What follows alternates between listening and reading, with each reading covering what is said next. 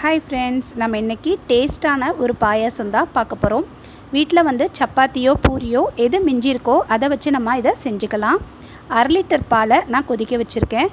3 பூரி எடுத்திருக்கேன். அந்த பூரியில் உள்ள மேலே பொங்கி இருக்கும்ல, அதை நம்ம எடுத்துடணும். அது பாயாசத்தில் போட்டோம்னா நல்லா இருக்காது.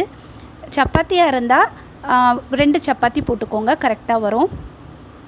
கோதுமையாக இருந்தாலும் பரவாயில்ல, மைதாவாக இருந்தாலும் பரவாயில்ல, எது ரெண்டுமே இந்த பாயாசத்துக்கு நல்ல டேஸ்ட்டாக இருக்கும். இப்போது பால் நல்லா கொதிச்சிருச்சு. இப்போ நான் கட் பண்ணி வச்சுருக்கிற பூரியை சேர்க்குறேன். ஒரு 3 நிமிஷம் கொதித்தாலே நல்ல சாஃப்டாகிடும் ஃப்ரெண்ட்ஸ். இது ரொம்ப நல்ல டேஸ்ட்டாக இருக்கும்.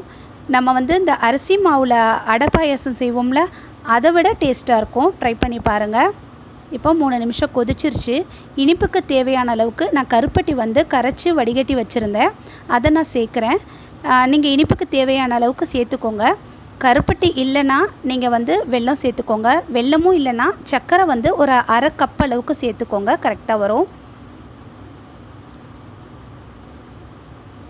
நம்ம கொஞ்சம் ஏலக்காய் தூள் சேர்த்துக்கலாம் வாசத்துக்காக.